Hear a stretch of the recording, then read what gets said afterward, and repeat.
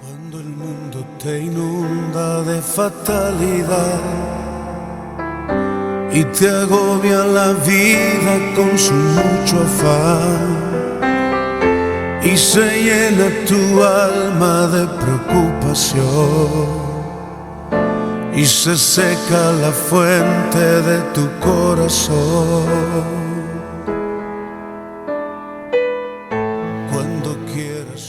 Vamos a dar continuación a nuestro estudio. Hoy nos toca Juan 12, del 1 al 19. Y vamos a hablar un poco sobre María, que unge a Jesús en Betania, y sobre la entrada triunfal de Jesús a Jerusalén. Dice así: 6 días antes de la Pascua llegó Jesús a Betania, donde vivía Lázaro, a quien Jesús había resucitado. Allí se dio una cena en honor de Jesús. Marta servía y Lázaro era uno de los que estaban a la mesa con él. María tomó entonces como medio litro de nardo puro, que era un perfume muy caro, y lo derramó sobre los pies de Jesús, secándoselos luego con sus cabellos, y la casa se llenó de la fragancia del perfume. Judas Iscariote era uno de sus discípulos, y que más tarde lo traicionaría. Él objetó: ¿por qué no se vendió este perfume, que vale muchísimo dinero, para dárselo a los pobres? Dijo esto no porque se interesara por los pobres, sino porque era un ladrón, y como tenía a su cargo la bolsa del dinero, acostumbraba a robarse lo que echaba en ella. Déjala en paz, respondió Jesús. Ella ha estado guardando este perfume para el día de mi sepultura. A los pobres siempre los tendrás, y siempre los tendrán con ustedes, pero a mí no siempre me tendrán. Mientras tanto, muchos de los judíos se enteraron de que Jesús estaba allí y fueron a ver no solo a Jesús, sino también a Lázaro, a quien Jesús había resucitado. Entonces los jefes de los sacerdotes resolvieron matar también a Lázaro, pues por su causa muchos se apartaban de los judíos y creían en Jesús. ¿De qué nos habla esto que nos narra Juan aquí? En los versículos del 1 al 3 vamos a ver que nos dice que Jesús llega a Betania 6 días antes de la fiesta de Pascua. Betania, hermanos, es una ciudad cercana a Jerusalén. Está aproximadamente entre 1 kilómetro y 1,5 kilómetros de distancia. Y ahí vivían Lázaro y sus hermanas. Esta fue una de las razones por las que Jesús convivió mucho con ellos, porque por lo regular en cada fiesta que se hacía en Jerusalén, él llegaba a la casa de ellos. Por la corta distancia y porque todos se reunían en Jerusalén, que se hacía un sobrecupo. No había donde se hospedaran la mayoría de mucha gente si no lo hacía con tiempo. Veamos que mientras los líderes religiosos preparaban un complot para matar a Jesús y a Lázaro, sus hermanas y Lázaro preparaban una cena en su honor. Jesús no había estado en Betania desde que resucitó a Lázaro. Recordemos cómo terminamos el estudio pasado, donde Jesús, después de hablar con los líderes, él se va porque empiezan a aglomerarse para querer matarlo. Pero él regresa 6 días faltantes para la Pascua, porque era un requisito que todo judío israelita tenía que asistir a esa, porque era una de las fiestas más importantes que ellos celebraban. Y añadámosle a esto que Jesús se encontraba a 6 días de ser crucificado. Esta es la última fiesta en la que él se presenta y que están muy cercanos a arrestarlo. Entonces Lázaro y su familia pues no lo habían visto desde que Lázaro había sido resucitado. Por esta razón le hacen una cena en su honor. ¿Qué aspectos tiene esta cena? ¿O qué nos revela la historia? Podemos rescatar algunos aspectos. ¿Quién tenía el puesto de honor? Jesús, porque él era el invitado. A él estaban preparando esa fiesta, la familia de Lázaro. Lázaro representa a todos nosotros, los que hemos resucitado en Cristo Jesús, los que le hemos recibido en nuestro corazón. Marta muestra la manera de servicio, porque ella siempre está sirviendo al Señor con amor y gratitud. Su manera de mostrarle a Jesús su gratitud por la resurrección de su hermano es sirviéndole. Siempre anda afanada, siempre anda apurada, viendo que él tenga todo, ¿sí? María dando lo mejor de sí. Ella adora al Señor entregando todo lo que tiene, no solo lo de valor, sino hasta su propia dignidad. Y vamos a ver aquí por qué. Fíjense, María en el versículo 3 dice, María adora a Jesús de una manera superlativa. ¿Por qué les digo yo que es de una manera superlativa? Superlativo significa algo muy grande, muy bueno, algo que indica un grado mayor, un grado alto, porque es dar todo de ti, lo mejor de ti. Superlativo es que en la tierra no hay, es la palabra correcta para decir que es lo más grande que tú como ser humano puedes tener. Hay 3 aspectos en los que podemos ver que María adora a Jesús de esta manera. Recordemos, fíjense lo que dice, versículo 3, dice, María toma entonces como medio litro de nardo puro, que era un perfume muy caro, y lo derramó sobre los pies de Jesús, secándoselos luego con sus cabellos, y la casa se llenó de la fragancia del perfume. María entregó un perfume de nardo puro, un perfume no fácil de conseguir o tener por su costo y por la dificultad de trasladarlo, porque es 100% aceite natural y venía de la India. Entonces las distancias y los traslados en esos tiempos no eran fáciles. Todo esto aumentaba su costo. Juan nos aclara y nos dice que era de mucho precio. Nos habla aproximadamente de 300 denarios. Pero pues ahorita yo ni idea tengo, hermanos, cuánto valga un denario. Pero para que lo podamos imaginar y sopesar de qué valor era, veámoslo de esta manera. ¿Cuánto ganamos ahorita al mes cada uno de los que estamos aquí? Lo que gane al mes, multiplíquenlo por 12. Porque dice que era un perfume que costaba lo que ganaba una persona un año, aproximadamente. Entonces, si nosotros calculamos lo que ganamos ahora los que trabajamos o los que trabajan, multiplíquenlo por 12, pues es una lana, ¿no? Es un perfume caro, que no podríamos darnos el lujo todos de tener a la mano. Entonces, esto es nada más para que nos demos cuenta de qué precio y de qué cantidad era lo que ella estaba derramando en los pies de Jesús. Yo no sabemos, no he entrado a la historia ahí para saber si María era adinerada o no. Pero en ese tiempo, en esa nación, hermanos, algunas familias es lo único que tenían para dar como dote de sus hijas para cuando éstas se casaran. Posiblemente María estaba entregando eso. Lo único que ella tenía para cuando ella fuera a desposarse. No lo sabemos, ¿sí? Aquí estaba dando lo único que tenía para poderse quizás casar. El punto aquí es que nos demos cuenta de que era algo muy valioso. María no estaba dándole al Señor lo que le sobraba, como solemos ser muchos ahora. Si me sobra, ofrendo. Si me sobra, pues sí, diezmo. Si me sobra, siembro. Si me sobra, pues cooperaré, ¿no? Si no, no, porque siempre vemos primero nuestras necesidades. Ella, por lo contrario, no estaba dándole lo que le sobrara, sino que era algo que era valioso para ella, que era importante, que podía ser hasta lo que le iba a servir para poder encontrar un compañero de vida, ¿sí? Y no solo se lo da, no solo se desprende del perfume, sino que lo hace de una manera generosa y abundante, porque nos habla también de cuánto contenía el perfume. Otro hubiera dicho, agarra un poquito y le pongo.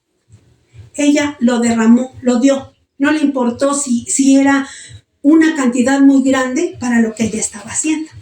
Entonces lo hizo de una manera generosa y abundante, que es lo que nosotros tenemos que aprender de lo que nos muestran y las señales que nos quedan. María no solo, y aparte, hermanos, da algo mucho más valioso, su dignidad como persona, como mujer. ¿Sí? ¿Por qué? ¿Por qué les digo esto? En ese tiempo, una mujer respetable en edad de casarse no se soltaba el cabello en público porque era deshonroso. Se le catalogaba como una mujer de dudosa procedencia. Entonces, pero a ella no le importa. Y María no solo se suelta el cabello delante de los demás, sino que también realiza un trabajo reservado para los esclavos. ¿Sí? Por lo regular, el lavarle los pies era trabajo de los sirvientes, de los esclavos a sus amos. Imaginando simplemente, trasladándonos a esos tiempos, eran hombres que usaban sandalias. Y eran hombres que caminaban territorios completos. O sea, ahorita a mí me dicen que le lave los pies a mi vecino, no es tan fácil. No cualquiera. Tienes que tener el fruto del Señor desarrollado en tu cuerpo para hacerlo de una manera sin que te cueste ni poquito. Entonces, ella no, aquí está haciendo algo que a ella no le importó, que no tuviera ella que hacerlo. Eso es algo, pero si leemos nosotros Lucas 10:39. Desde el 38. Aconteció que yendo de camino entró en una aldea, una mujer llamada Marta le recibió en su casa. Esta tenía una hermana que se llamaba María, la cual, sentándose a los pies de Jesús, oía su palabra. Pero Marta se preocupaba con muchos quehaceres y acercándose dijo: Señor, ¿no te da cuidado que mi hermana me deje servir sola? Dile pues que me ayude. Respondió Jesús, le dijo: Marta, Marta, afanada y turbada estás con muchas cosas, pero solo una cosa es necesaria, y María ha escogido la buena parte, la cual no le será quitada. ¿Está ahí? ¿Sí? Juan 11:32. María, cuando llegó a donde estaba Jesús, al verle se postró a sus pies diciéndole: Señor, si hubieses estado aquí, no habría muerto mi hermano. ¿Qué quiero que veamos en esto? Que María fue una mujer que se caracterizó en el Evangelio de que siempre se postraba a los pies de Jesús. Eso era algo que caracterizó a María, era su manera de adorarlo, de postrarse, de rendirse al Señor. Marta lo hizo de la otra manera, en su servicio. A su manera, cada una entregó lo mejor de sí. Yo eso es lo que quiero rescatar de estos dos versículos. Que veamos la posición de adoración de María que tuvo en el trayecto hacia Jesús. María amó a Jesús mientras lo adoraba, entregando todo lo que tenía. Porque, hermanos, amar es una decisión de entrega. Dar todo sin reserva, no reservando nada para mí.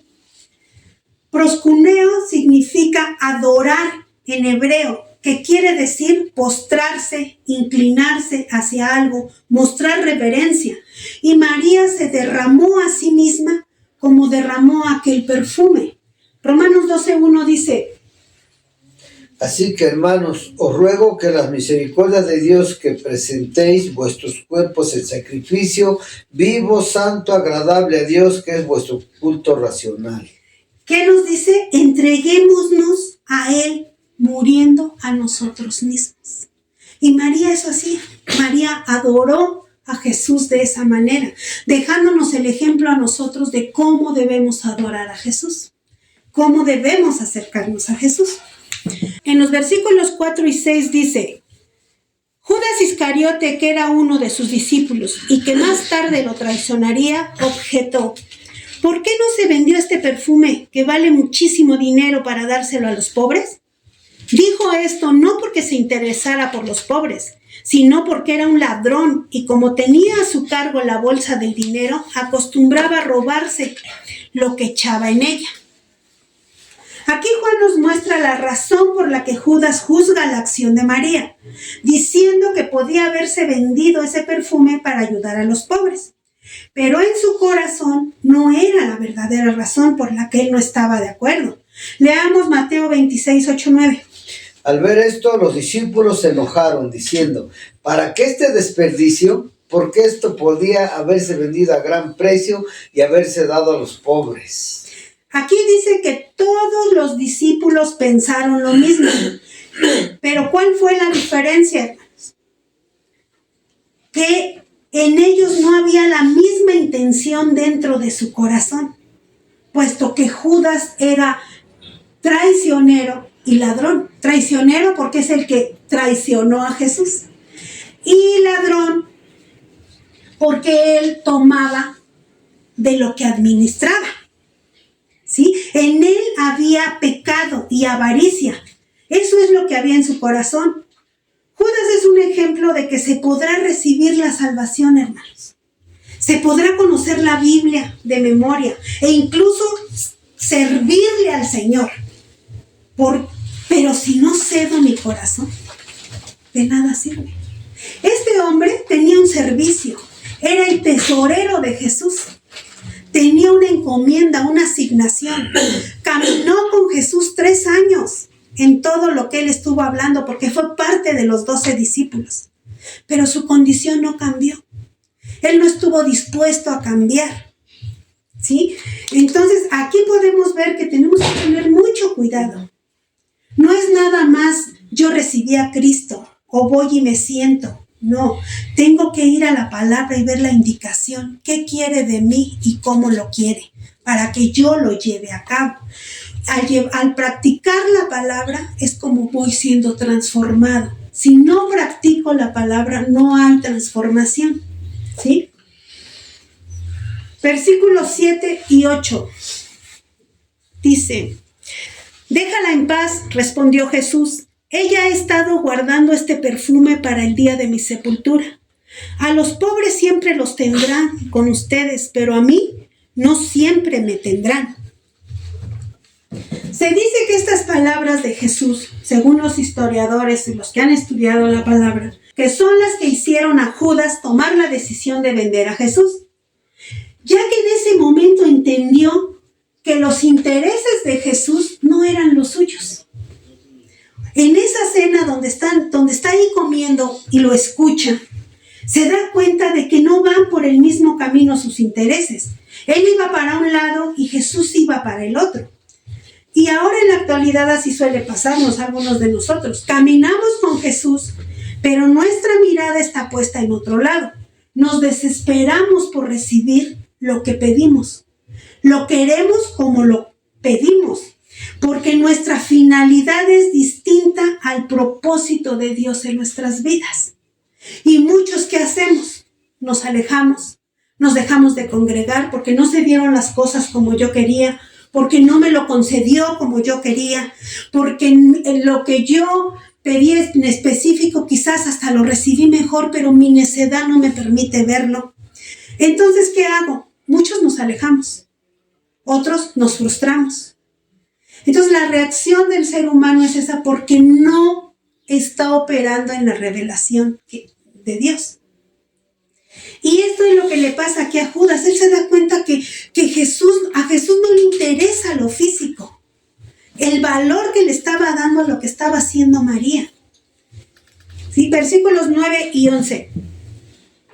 Mientras tanto, muchos de los judíos se enteraron de que Jesús estaba allí y fueron a ver no solo a Jesús, sino también a Lázaro, a quien Jesús había resucitado. Entonces los jefes de los sacerdotes resolvieron matar también a Lázaro, pues por su causa muchos se apartaban de los judíos y creían en Jesús. Juan nos dice que muchos judíos fueron a ver a Jesús, no para escucharlo o para aprender de él, sino para ver a Lázaro también. En la actualidad, el ser humano busca más al milagro que al que otorga el milagro.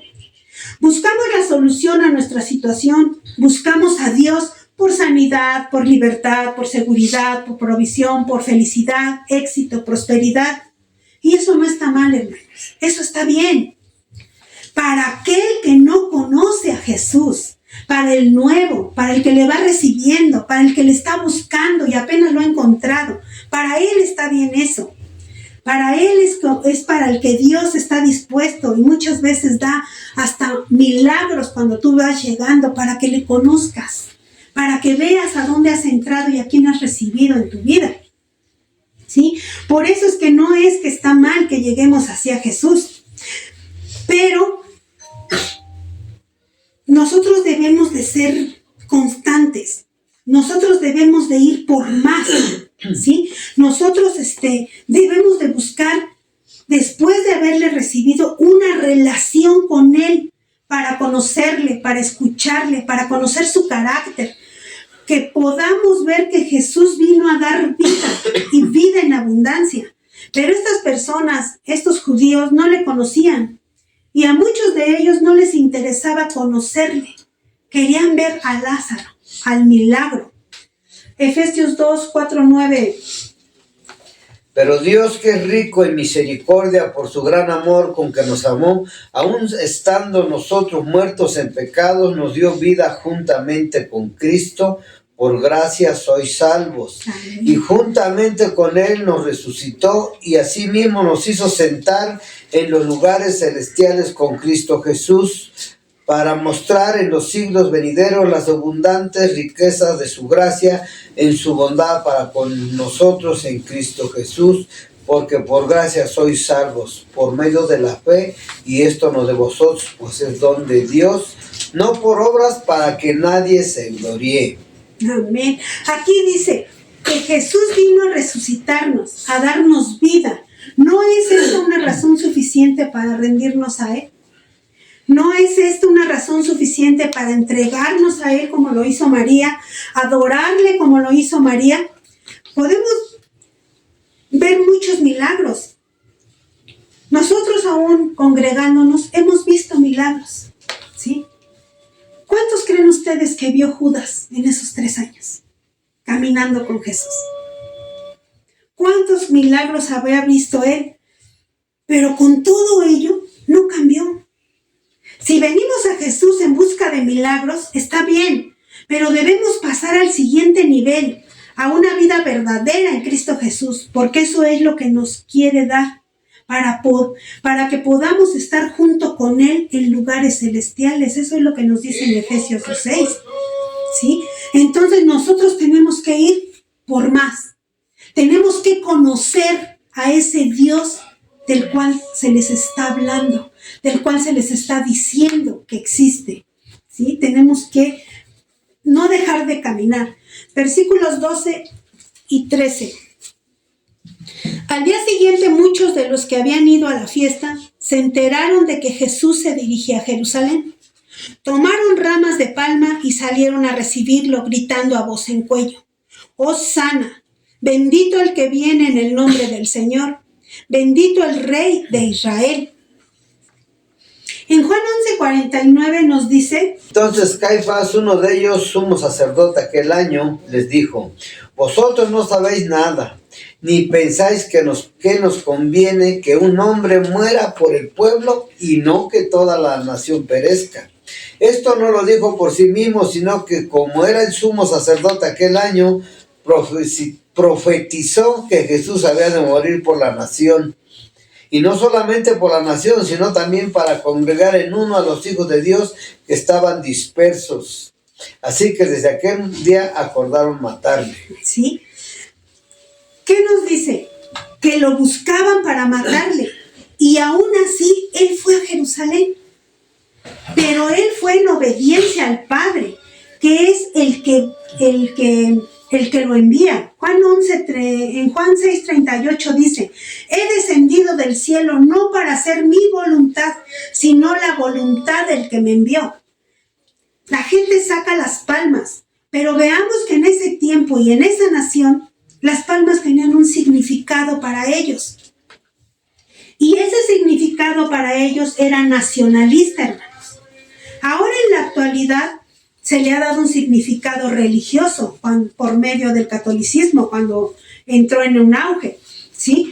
Pero si podamos leer la historia de Israel, uno de ellos es el libro histórico de Macabeos. Ahí se menciona que anteriormente recibían a los hombres, quienes venían de derrotar a varios ejércitos, los recibían con palmas, saludándoles como signo de victoria. Como ahora en nuestros tiempos podemos semejarlo así. ¿Qué pasa cuando se elige un presidente, cuando se elige un diputado, una persona de un puesto importante? Sale la gente con banderines, con palmas, con banderines o estandartes, ¿verdad? Con letreros. Eso es lo que ellos hacían. Esa era su manera, pero era más nacionalista y no una manera espiritual, ¿sí? Entonces podemos ver que la gente, así como los discípulos, a 6 días de que Jesús fuera crucificado, seguían sin entender que Él venía como un salvador espiritual. Ellos seguían teniendo su mirada en el mundo, no entendían que Jesús estaba llegando a cumplir la Pascua, al cumplimiento de la profecía de lo hecho en Éxodo 12, donde Moisés les dice a los israelitas cómo tenía que llevarse a cabo y qué iba a ser usado, ¿sí? Léanlo completo, está interesante esa información. Versículos 14 y 16 dice: Jesús encontró un burrito y se montó en él, como dice la Escritura. No temas, oh hija de Sión, mira que aquí viene tu rey, montado sobre un burrito. Al principio, sus discípulos no entendieron lo que sucedía, solo después de que se había cumplido en él lo que de él ya estaba escrito. ¿Qué quiere decir eso? Recordemos que Jesús nos dice que Él no ha venido a abrogar la ley, sino a cumplirla. Mateo 5:17. 5:17. No penséis que he venido para abrogar la ley o los profetas. No he venido para abrogar, sino para cumplir. Jesús y Él no solo cumple la ley, hermanos, sino que se cumplen en Él todas las profecías. Jesús se subió al pollino, un asno, un burrito, como lo llamamos ahora, cumpliendo la profecía escrita en Zacarías 9:9. ¿Sí? Espera, ¿por qué Jesús usa un pollino? En ese tiempo, hermanos, vayamos a la historia de Israel. El poder militar era romano. Era Roma quien los tenía subyugados. Los tenía dominados a los judíos y estos no tenían permitido usar un caballo, ya que los romanos los tenían considerados como armas militares. Eran un arma de guerra. En esos tiempos, bajo esa cultura, los pollinos no eran considerados algo pobrecito o denigrante, ni humillante, ni significaban un acto de humildad. Leamos Jueces 10:3-4. Tras él se levantó Jair Galadita, el cual juzgó a Israel 22 años. Este tuvo 30 hijos que cabalgaban sobre 30 asnos y tenían 30 ciudades que se llamaban la ciudad de Jair hasta hoy, las cuales están en la tierra de Galad. ¿Sí? ¿Qué nos está enseñando aquí? Puros asnos. ¿Sí? Era el medio de transporte de líderes importantes de Israel, porque no se les tenía permitido usar un caballo. ¿Sí? Entonces, aquí podemos ver que no era deshonroso, era lo que usaban los altos mandos israelitas. Volvamos con Jesús. En cambio, Él lo hace por la tradición y por la obediencia. Para cumplir la Escritura, monta este pollino dándole así el mensaje correcto, que Él vino a darnos salvación y cumpliendo la profecía en Zacarías 9:9. Ahora sí. Zacarías 9:9. ¿Qué es por aquí? Hoy 9:9. Alégrate mucho, hija de Sión, da voces de júbilo, hija de Jerusalén. He aquí tu rey vendrá a ti, justo y salvador, humilde y cabalgando sobre un asno, sobre un pollino, hijo de asna. ¿Ya vieron? Se está cumpliendo una profecía más, porque a eso Él vino. Él no vino a conquistar reinos, ni a derrotar a los romanos. Jesús vino a conquistar a nuestros corazones, a derrotar a nuestro pecado, a instalar en nuestros corazones su reino por medio del amor, lo cual algunos de estos hombres lograron entender hasta que fue glorificado. Muchos de los que estaban ahí entendieron esto hasta que Jesús fue glorificado, fue muerto en la cruz. Otros quizás sí lograron entenderlo algo, ¿sí? Pero muchos no, hasta que lo vieron terminar en la cruz. Pudieron entender a qué Él vino. Versículos 17 y 19. La gente que había estado con Jesús cuando Él llamó a Lázaro del sepulcro y lo resucitó de entre los muertos, seguía difundiendo la noticia. Muchos que se habían enterado de la señal realizada por Jesús salían a su encuentro. Por eso los fariseos comentaban entre sí: ¿cómo pueden ver así? ¿Cómo pueden ver? Así no vamos a lograr nada. Miren cómo lo sigue todo el mundo. Ellos empezaron a entrar en una preocupación. Se les estaba yendo de las manos. Jesús crecía y ellos sentían que les robaba el gobierno, que les robaba el poder que ejercían sobre las personas. Aquí tenemos dos multitudes, hermanos. La gente que ve lo que quiere ver y oye lo que quiere oír. Y eso es lo que pasa ahora con nosotros. Seguimos a Jesús para llenar nuestras expectativas personales. No nos ponemos a su disposición. No nos rendimos a Él para que Él haga en nosotros como Él quiera. Tomamos de Jesús lo que queremos, lo que nos conviene, lo que nos acomoda, ignorando que debemos escuchar, conocer, obedecer al Jesús de la Biblia, al verdadero Jesús, según su palabra, para poder cambiar y crecer espiritualmente. Porque Él quiere transformarnos a través de su palabra y del Espíritu Santo en cada uno de nosotros. Hebreos 4:12. Porque la palabra de Dios es viva y eficaz y más cortante que toda espada de dos filos y penetra hasta partir el alma y el espíritu, las coyunturas y los tuétanos, y discierne los pensamientos y las intenciones del corazón. Amén. ¿Qué está diciendo aquí? Pensamiento, alma, espíritu, todo esto está en nuestro corazón. La palabra de Dios nos permite ver nuestro corazón. Eso es lo que hace la palabra de Dios, el que podamos vernos a nosotros mismos. Porque dice la palabra que debemos de empezar por nosotros y no por nuestro hermano de enfrente, ¿verdad?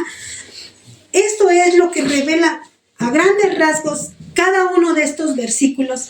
Yo quiero que vean la intención de que todo lo que hizo Jesús al caminar por la tierra fue dejarnos una enseñanza. Fue escudriñar la palabra y ver qué me enseña, qué es. Por eso es que debemos de pasar tiempo con Jesús, debemos de buscar su palabra de Jesús. Debemos nosotros de conocerle cada día más.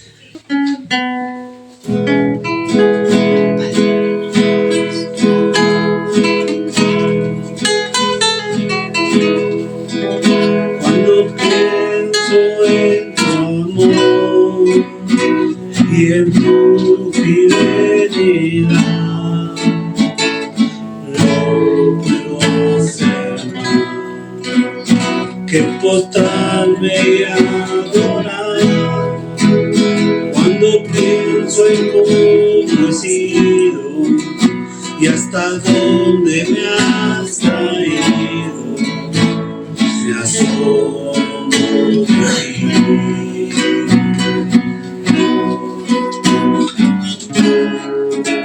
No me quiero conformar.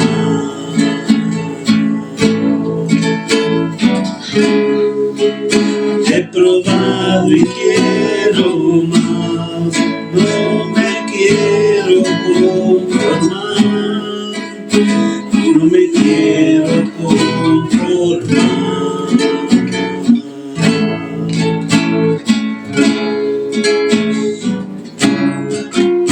He probado y quiero más. Yo quiero enamorarme más de ti. Enséñame a amarte y a vivir conforme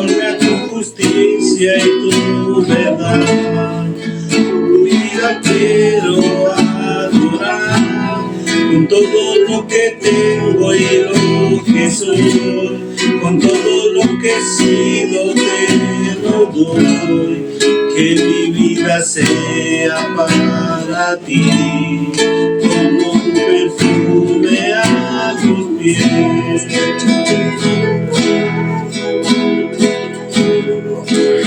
Cuando pienso en tu cruz y en todo lo que has dado, tu sangre por mí, por llevar mi pecado.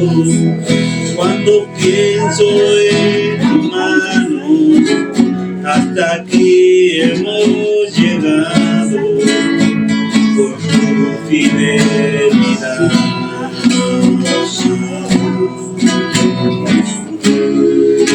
Y no me quiero conformar.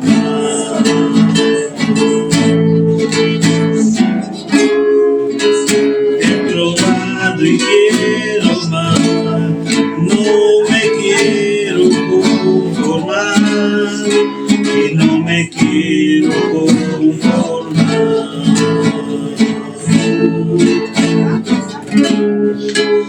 He probado y quiero más.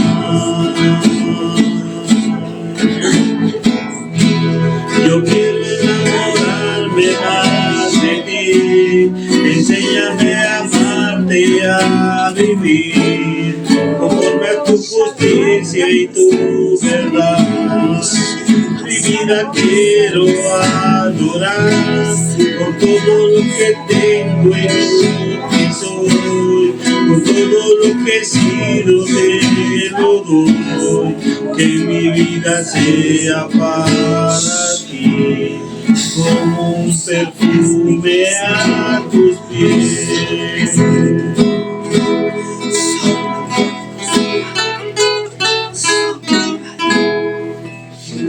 Padre amado, gracias Señor por tu fidelidad, por tu amor, por tu gracia y tu bondad, Padre. Yo bendigo la vida de tus hijos, Padre, que esta mañana han venido a entregarte, Señor, su corazón y su disposición para servirte.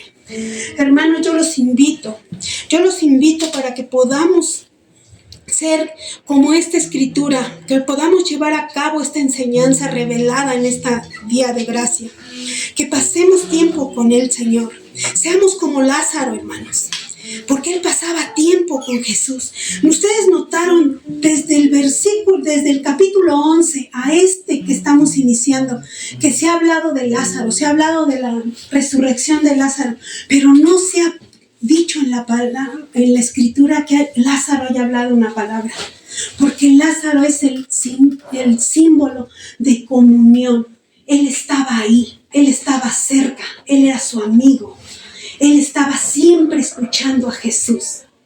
Entonces nosotros seamos como ese hombre, que busquemos su presencia, que busquemos esa conexión, que seamos sensibles a la presencia de Jesús. Seamos como Marta. Marta es una persona entregada en el servicio. Ella daba lo que tenía y ella servía con todo su amor. Ella expresó su gratitud sirviéndole. Un hijo de Dios que no tiene un servicio no crece, hermanos. Seamos un ejemplo como el que dejó Marta. Seamos como María para que podamos crecer en nuestra vida espiritual.